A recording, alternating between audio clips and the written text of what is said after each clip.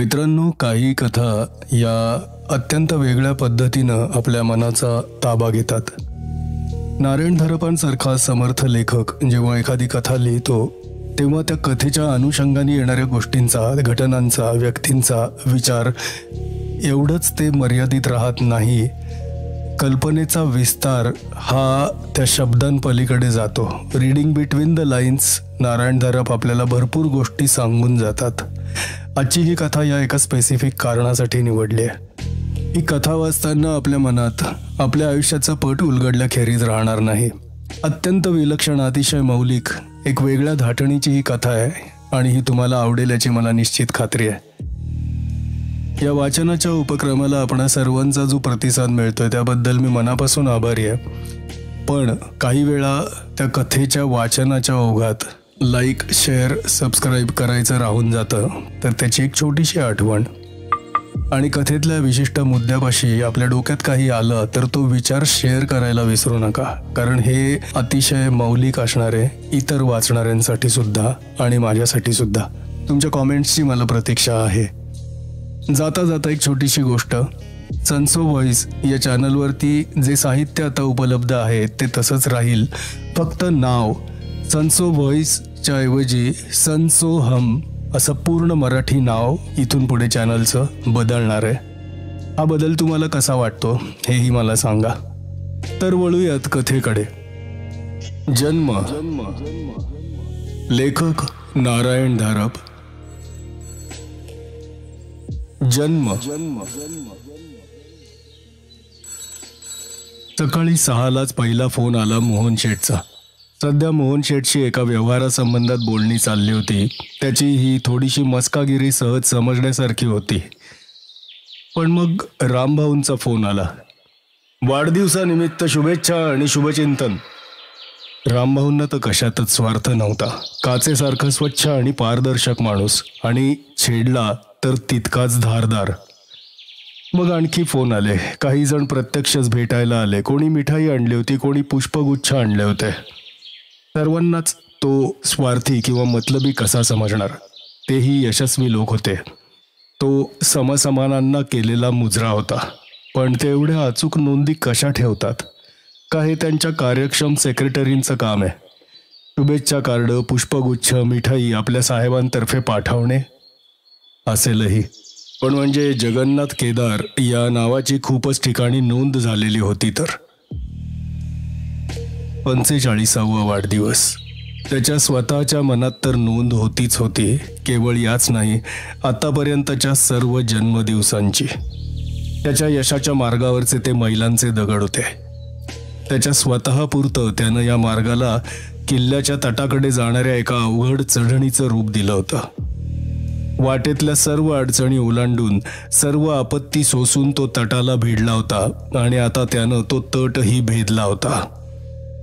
त्याचे सर्व मार्ग काही अभिमानास्पद नव्हते, पण साध्यासाठी त्यानं साधनांचा विचार सोडला होता.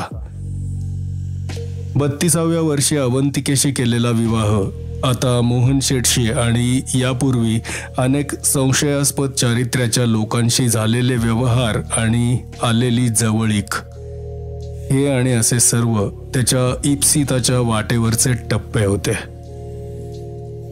आता त्यानं शेवटचं वर्तुळ भेदलं होतं.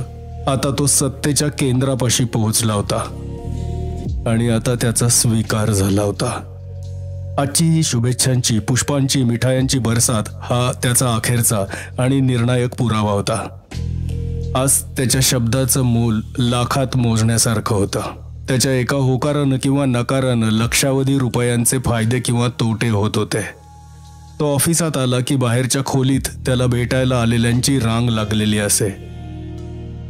सत्तेत समाधान होतं, पण तेही कडवट होतं. त्यानं सत्तेचा वापर लहरीप्रमाणे कधीही केला नाही. कार्यक्षमतेशिवाय इतर कोणतेही निकष लावले नाहीत. कोणाच्याही दडपणाखाली मनाला न पटणारे निर्णय घेतले नाहीत. दिलेला शब्द कधी फिरवला नाही. तो आदर्श नसेल आणि त्याची आदर्श होण्याची हाव नव्हतीच. त्याला हवी होती सत्ता, त्याला हवा होता पैसा, आणि याखेरीज अनामिक काहीतरी.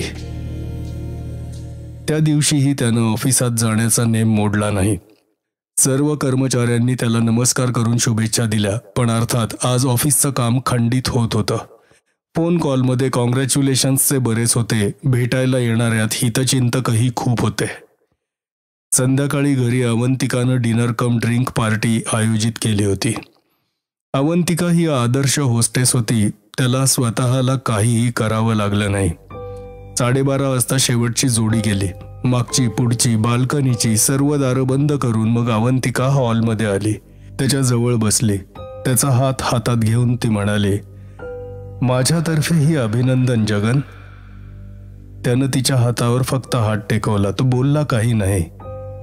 तिचं वागणं इतकं सफाईदार होतं की त्यातला किती भाग मनापासूनचा प्रांजळ होता, किती भाग या क्षणापुरता वापरात आणलेला होता, किती भाग नकली होता हे समजणं कठीण होतं.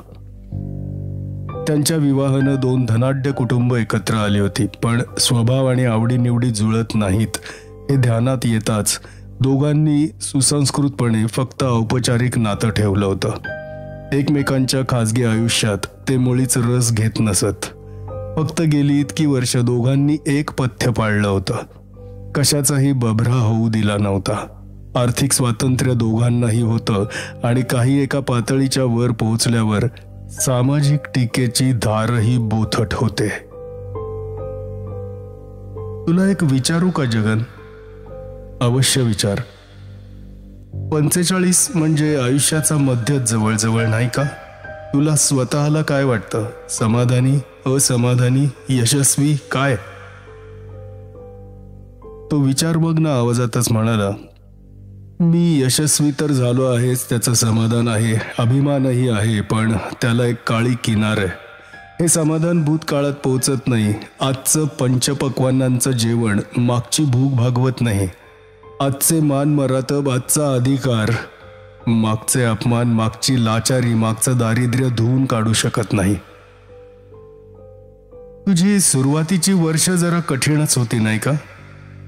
तुला काय माहितीये? तुला काय माहितीये म्हणून तो कोचावरून उठला होता.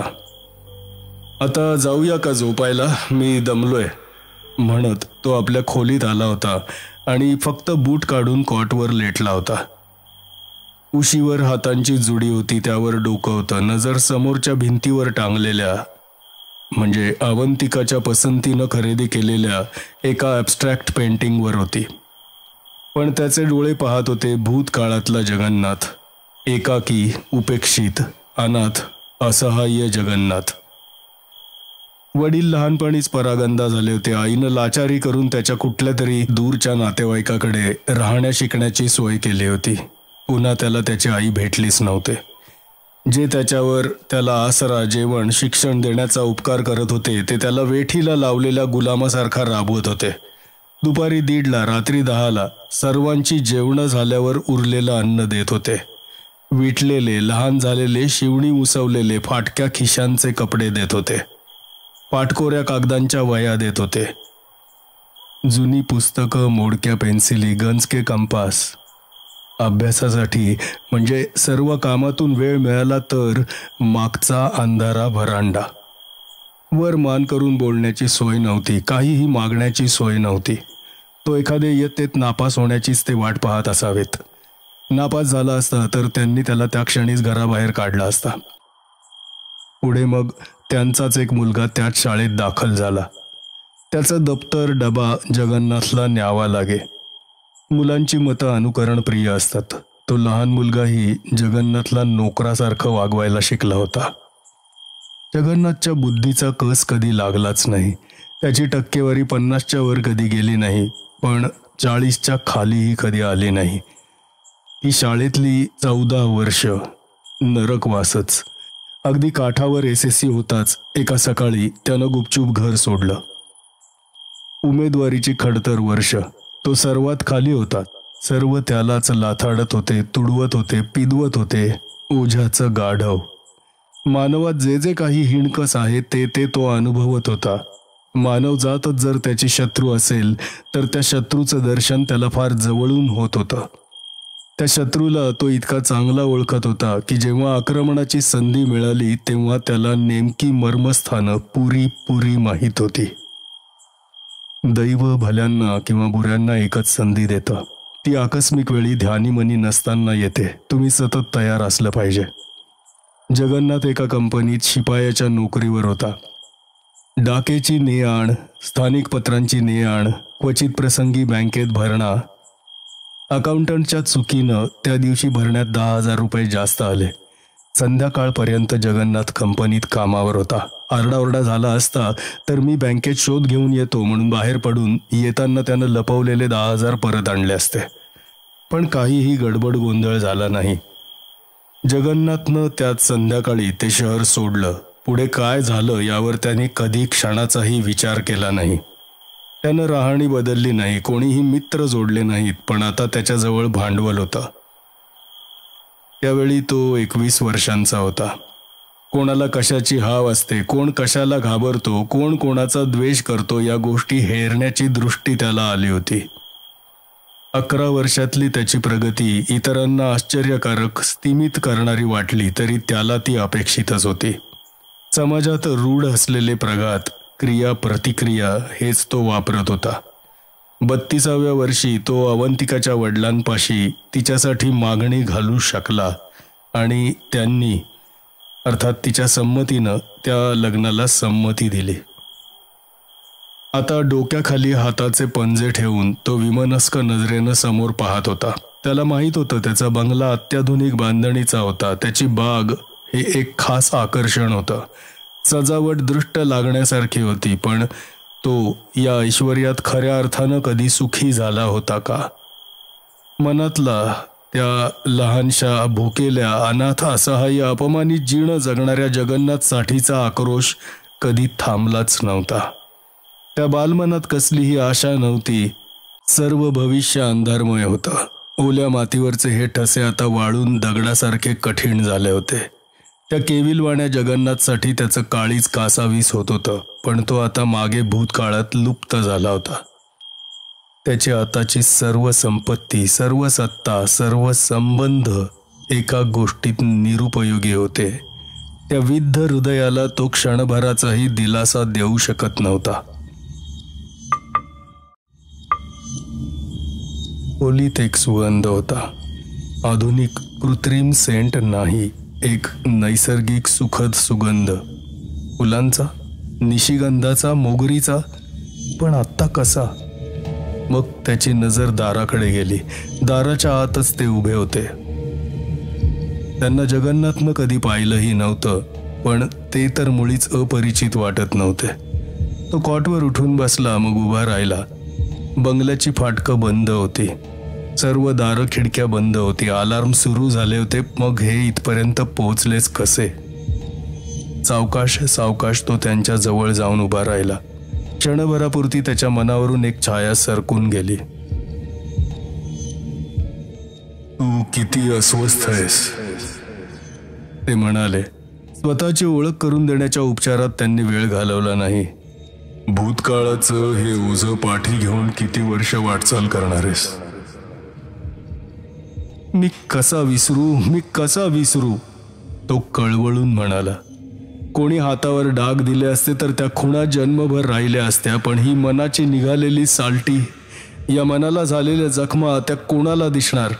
दगडावर छिन्नी हातोड्यानं कोरल्यासारख्या त्या माझ्या मेंदूवर कोरल्यात. त्या मी कशा विसरू? त्याचा शोक, त्याच्या वेदना, त्याची उपासमार. समजा तुझ्या हाती असतं, तू त्याला काय मदत करणार? मी त्याला काही महत्वाची माहिती देईन, जी त्यावेळी कोणालाही माहीत नसेल. लॉटरीच्या विजेत्या तिकिटांचे नंबर, रेसमध्ये जिंकणाऱ्या घोड्यांची नावं, जमिनीच्या किमती, सरकारी योजना. ते जगन्नाथकडे पाहत होते. खिन्नपणे मान हलवत होते. तो वर्षभरात श्रीमंत होणार नाही? जगन्नाथ उसळून म्हणाला. ते सांगणं माझं काम नाही. ती दुसरी भविष्याची वाट आहेच. मी तुला नाही नाही म्हणत होतो. तुझ्या अयोग्य विचारांना त्यात अयोग्य काय आहे? जगानं जर त्याला त्याच्या कोवळ्या वयात पायांखाली चिरडला तर त्यालाही जगाला लाथाडायचा अधिकार आहेच की नाही? नीतीचे अनितीचे पाप पुण्याचे नियम काय फक्त भुके कंगाल भणंग भिकाऱ्यांसाठीच आहेत? हिन्नपणे मान हलवत ते म्हणाले. रागानं मनाचा तोल जातो, तरीही तू तुझ्या सत्ता संपत्तीचा दुरुपयोग केलेला नाहीस. तुला मी एक संधी देतो. तू त्याची भूतकाळातल्या कोणत्याही क्षणाची एक गाठ घेऊ शकशील. एकच गाठ. तुला हवी तशी तयारी कर, वेळ ठरव, मनात आणशील तेव्हा मागे जाऊ शकशील. एकदाच. ते केव्हा समोर होते आणि केव्हा नाहीसे झाले हे त्याला समजलंच नाही. वेड्यासारखा तो बंद दाराकडे पाहत उभा होता. झाली ती गोष्ट खरोखर घडली का अतिरेकी विचारांचा ताण असह्य होऊन त्याला भासत झाला होता? नाही, त्रास वगैरे होण्यासारखा तो भ्रमिष्ट मुळीच नव्हता. ते कोणी का असेनात, त्यांनी त्याच्यासाठी भूतकाळातली वाट खुली केली होती. एक भेट तर एक भेट. आणखी काय हवं होतं? समजा त्याला सोनं, नाणं, हिरे, माणकं, जवाहीर अशा जड वस्तू मागे नेता आल्या नाहीत. अचूक आणि योग्य माहिती ही लाख मोलाची होती. आतापर्यंत त्याला हजारदा वाटलं होतं ही गोष्ट आपल्याला माहीत असती तर. जन्म प्रकरण 2. त्यानं जुनी कॅलेंडर्स काढली होती, जुन्या सर्टिफिकेटांच्या फाईली काढल्या होत्या. त्याच्या मॅट्रिकच्या निकालाचा दिवस. 41% मार्कांनी तो पास झाला होता. कोणापाशी सांगणार? साधं अभिनंदन करायला तरी कोण होतं, पण एव्हानाच मन कठीण झालं होतं. आई असती तर, बाबा असते तर, हे प्रश्नही त्यानं स्वतःला विचारले नव्हते. त्याच्या मालकीचा शर्ट, पायजमा, गंजी, फ्रॉक, रुमाल, पंचा एवढंच पंचात गुंडाळून त्यानं लपतछपत घर सोडलं होतं. पोटात अन्न नव्हतं, खिशात दमडी नव्हती. ती संध्याकाळ जगन्नाथ कधीतरी विसरेल का? आणि भूतकाळात भेट घ्यायचीच असली तर या त्याच्या आयुष्यातल्या नीचतम बिंदूपेक्षा अधिक योग्य क्षण कोणता? त्याला आठवत होतं त्यानं रात्रीचे 11 वाजेपर्यंतचा वेळ स्टेशनवर, प्लॅटफॉर्मवर एका बाकावर अंग मुडपून झोपून काढण्यात घालवला होता. आणि गाडी आली तसा तो एका गर्दीनं खच्चून भरलेल्या डब्यात घुसला होता. आता त्यानं कार स्टेशन समोर उभी केली, पार्किंग तिकीट घेतलं. वास्तविक आताची वेळ आणि भूतकाळातली वेळ यांचा काहीही संबंध नव्हता, तरी तो रात्री 9लाच आला होता. स्टेशनचा सर्व परिसर लखलखीत निऑन साइन्स, लख्ख सर्चलाईट, रंगीबेरंगी दिव्यांच्या माळा यांनी झगमगत होता. त्यानं मनात ते आणलं तर काय होईल? या झगमगत्या प्रकाशात तो एकदम अदृश्य होईल आणि मागच्या देखाव्यात एकाएकी अवतीर्ण होईल. त्याला बभरा तमाशा हे तर मुळीच नको होतं. प्लॅटफॉर्म तिकीट घेऊन तो आत प्लॅटफॉर्मवर गेला. सर्वत्र प्रखर प्रकाश होता. एका अंगाला मोठमोठ्या काचेच्या शोकेसेस होत्या. प्रवासी साहित्य, कपडे, किचनमधली उपकरणं, खाण्याचे स्टॉल, खेळण्यांचे स्टॉल, वर्तमानपत्र, पुस्तकांचे stall, restaurant, offices, waiting rooms. एक चौरस फूटही छायेत नव्हता. त्यानं लांबच्या लांब प्लॅटफॉर्म ओलांडला. जिथे प्रकाश थोडा कमी होता तिथे एक प्राचीन वृक्ष होता. त्याच्या सावलीत तो उभा राहिला आणि मनाशी म्हणाला, आत्ता 27 एप्रिल 1960ची रात्र 9 वाजता. पायाखालची जमीन जराशी हादरली का? काहीतरी विलक्षण होईल का? काहीतरी विलक्षण होईल या शंकेनं त्यानं डोळे घट्ट मिटून घेतले होते. ते आता उघडले. हो, पायाखालची जमीन खचलीच होती, कारण 60 साली इथपर्यंत प्लॅटफॉर्म नव्हता. खाली खडी होती. प्लॅटफॉर्म दूर गेला होता. अंधारल्यासारखा वाटत होता. जगन्नाथ धडधडत्या काळजानं सावकाश सावकाश चालायला लागला. प्लॅटफॉर्मची चढण लागली. अंधारल्यासारखं वाटणारच. छताला साध्या फ्लोरोसंट ट्यूब होत्या. सोडियम हेलियमचे दिवे अजून आले नव्हते. जाहिराती होत्या. जुन्या सिनेमांचे विस्मृतीत जमा झालेले चेहरे अजूनही त्याच प्रेमाच्या पोजमध्ये गोठले होते. सरकारी पर्यटन खात्यांच्या खजुराहो, नालंदा, द्वारका, सोमनाथ देवळांच्या लेण्यांच्या रंगीत जाहिराती. अजून जमाना सोबर होता. ॲग्रेसिव्ह ॲडव्हर्टायझिंगचा जमाना अजून यायचा होता. तो प्रकाशात आला तेव्हा त्याला बरं वाटलं की त्यानं साधा सूटच घातला होता. टी शर्ट, जीन्स किंवा सफारी घातला असता तर लोकांना तो विदूषकच वाटला असता. स्टेशनवरची बाकं लागली. एका बाकावरची ट्यूब गेली होती. त्या बाकावर अंगावर पंचा पांघरून एक पोरसवदा आकार झोपला होता. जगन्नाथ बाकाच्या दुसऱ्या टोकाशी बसला आणि त्या निद्रिस्त आकाराकडे पाहू लागला. मनात विरुद्ध विचारांचा गदारोळ माजला होता, पण सर्वांआधी त्याला एक आर्त उत्सुकता जाणवत होती. तो तेव्हा कसा दिसत होता? शेवटी न राहून त्यानं त्या पंचाला एक लहानसा हिसका दिला. प्रतिक्रिया शीघ्र होती. क्षणार्धात पंचावर ओढला गेला. झोपलेली व्यक्ती उठून बसली. पंचा छातीशी घेत मागे सरून बाकाच्या कोपऱ्यात अंग चोरून बसली.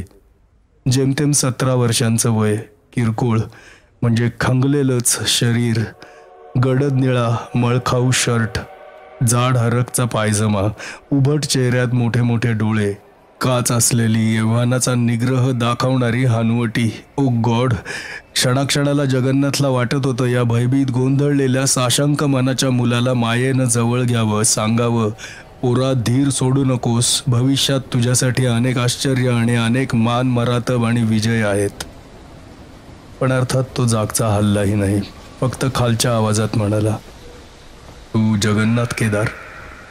हो हो, पण मी काही केलं नाही, काहीही केलेलं नाही. पण मी तुझ्यावर काही आरोप केला का? मी तुझा एक हितचिंतक आहे, तुला मदत करायला आलेलो आहे. हे खरं आहे का की या क्षणी तुझ्या खिशात एक दमडीही नाही? उद्या कुठे असशील, काय करत असशील, पोटाची सोय कशी होईल, रात्रीचा निवारा कुठे मिळेल, यातल्या कशाचीही खात्री नाही. ठीक आहे, तुझ्याजवळ कागद पेन्सिल आहे, काढ. मी तुला सांगतो ते लिहून घे. हे अंक, ही नावं, या तारखा, ही माहिती शब्दशः लाख मोलाची आहे. लिही. जगन्नाथनं तोंडपाठ करून आणलेली माहिती त्याला दिली. या कागदाची नक्कल करून नीट जपून ठेव. तुझ्यासाठी ही माहिती मी आणली आहे. या क्षणी मी तुला एवढंच देऊ शकतो. लाखो रुपये देऊ शकेन, पण देता येत नाही. पंचपक्वान्नांचं जेवण देऊ शकेल, पण एक अन्नाचा कणही देता येत नाही. पण तुझ्या हातात अकल्पनीय खजिन्याची किल्ली दिली आहे. माझ्या शब्दांवर शंका घेऊ नकोस.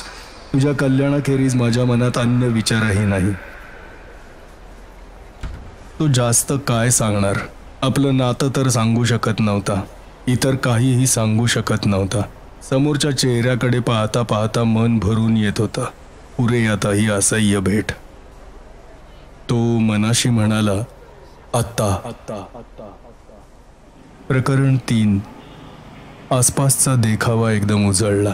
माणसांची गर्दी होती, आरडाओरडा होता. हमाल मोठ्या सामानानं भरलेल्या गाड्या ढकलत होते. पण जगन्नाथला एक चमत्कारिक द्वैत जाणवत होतं. पारदर्शिकांच्या 2 पट्ट्याच एकमेकींवर ठेवल्या होत्या. दोन्ही चित्र दिसू शकत होती. जणू काही त्याच्या मेंदूत 2 स्मृतिसंच होते. जणू काही 2 स्वतंत्र विभक्त आयुष्यांच्या आठवणी होत्या.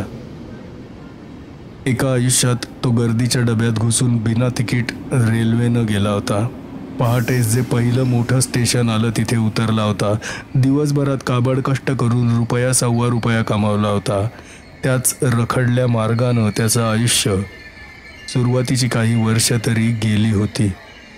मग पुढे लहान लहान संधी चालून आल्या होत्या. तो एक एक लहान पायरी वर चढला होता, ते 10,000 रुपये हातात येईपर्यंत. पण दुसऱ्या आयुष्याच्या आठवणी किती वेगळ्या होत्या. इथेच याच बाकावर त्याला तो विलक्षण माणूस भेटला होता. आधी त्याला ती सर्व बनवाबनवी वाटली होती.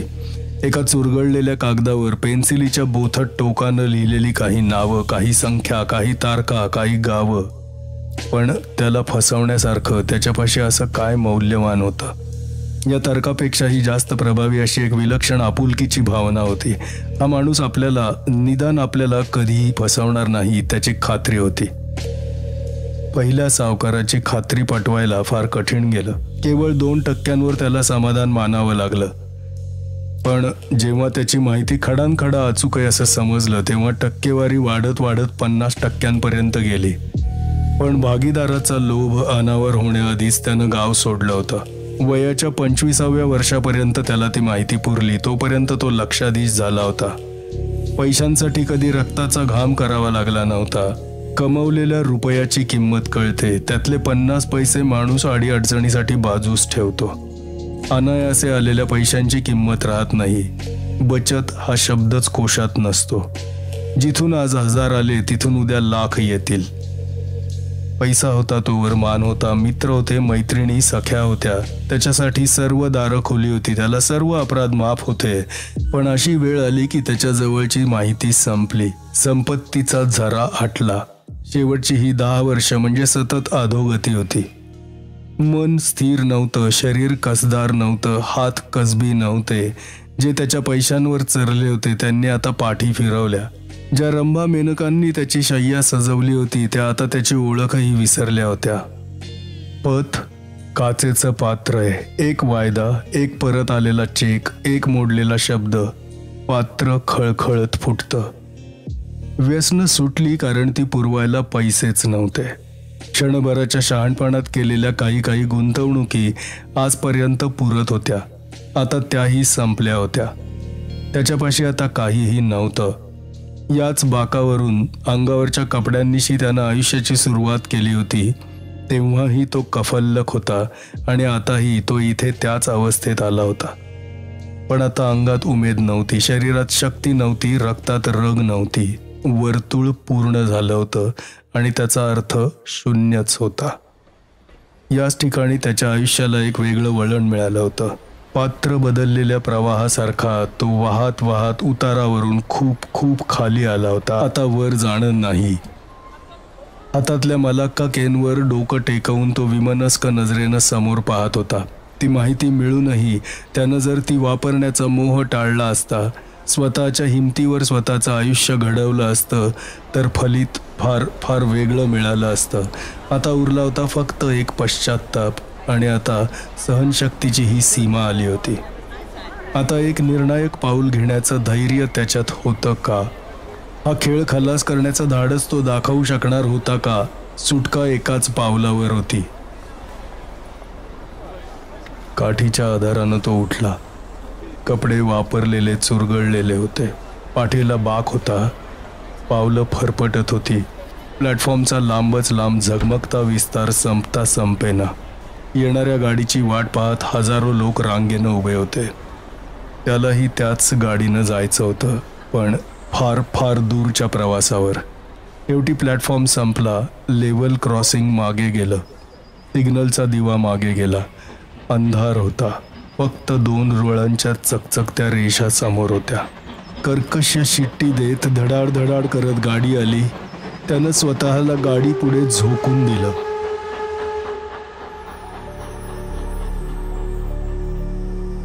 जन्म प्रकरण 4. नाही नाही नाही, तो किंचाळत होता, हातपाय झाडत होता. नाही. त्याच्या शरीराला स्पर्श झाला तो चिरडणाऱ्या चाकांचा नाही, थंड सुगंधित मुलायम हातांचा. एक खूप मोठा श्वास घेऊन त्यानं डोळे उघडले. अवंतिका त्याच्या कॉटवर बसली होती. तिनं एक हात त्याच्या कपाळावर, एक गालावर ठेवला होता. त्यानं तिचे दोन्ही हात आपल्या हातात घट्ट धरले. मग ते काय सर्व स्वप्नच होतं? त्यानं आपल्या शरीराकडे खाली पाहिलं. पार्टीसाठी घातलेला सूट अजूनही तसाच अंगावर होता. तो आल्या आल्या कॉटवर आडवा झाला होता आणि खोलीत कोणीतरी आलं होतं. कोण? तो ताडदिशी उठून बसला. बंगल्यात कोण आलं होतं? तो विवश आवाजात विचारत होता. रात्री 1 वाजता? कसं शक्य आहे जगन? तिचे हात अजूनही त्याच्या हातात होते, पण तिनं ते सोडवून घ्यायचा प्रयत्न केला नाही. हा गोंधळलेला, बावरलेला, दिशा हरवलेला जगन्नाथ ती आयुष्यात प्रथमच पाहत होती.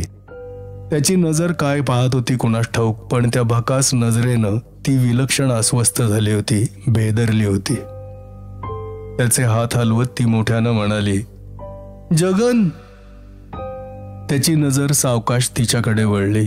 नजरेत सावकाश तिची ओळख आली. काही क्षण जगन्नाथ तिच्याकडे एकटक पाहत होता, पण त्या अल्प काळात मनात कितीतरी विचार येऊन गेले. त्याला आलेला अनुभव स्वप्न असेल, भास असेल किंवा एखादा दैवी चमत्कार असेल, तो निरर्थक नव्हता. सुरुवातीच्या वर्षातले त्याचे श्रम, त्याचे कष्ट, त्यानं काढलेले हाल, कोसळलेली दुःख, सहन केलेले अपमान, काही फुकट गेलं नव्हतं. ही अग्निपरीक्षा होती. त्या कठोर परीक्षेतून तो घडवला जात होता. मनाचं शस्त्र धारदार, कठीण पण संयमी होत होतं. श्रीमंतीनं आणि सत्तेनं त्याच्या मनाचा तोल गेला नव्हता. आताच्या भाग्य काळासाठीच ही उमेदवारी होती आणि ती आवश्यक होती. या अभिज्ञानाच्या क्षणी मनातला कडवटपणा, मनातली हुरहुर सर्व नाहीसा झालं. तो पोरसावदा जगन्नाथ कुठेही हरवला नव्हता. त्याच्याच अंतर्मनात होता, सुखी होता. त्याच्या चेहऱ्यावर एक हास्य आलं, इतकं दिलखुलास, इतकं मोकळं की अवंतिका त्याच्याकडे पाहतच राहिली. आज सर्वच विलक्षण घडतंय, ती शेवटी म्हणाली. आज माझा जन्मदिवस नाही का? तो हलकेच म्हणाला. मी तुला एक विचारू का? काय? भुवया उंचावत तिनं विचारलं. कदाचित हे विचारण्याचा हक्क मी गमावून बसलेलो असेन, तरीही विचारतो.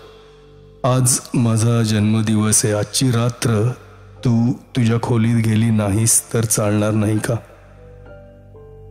तिनं कशाचीही अपेक्षा केली असती, पण याची खासच नाही. जगन्नाथनं तिचा श्वासच हिरावून घेतला होता.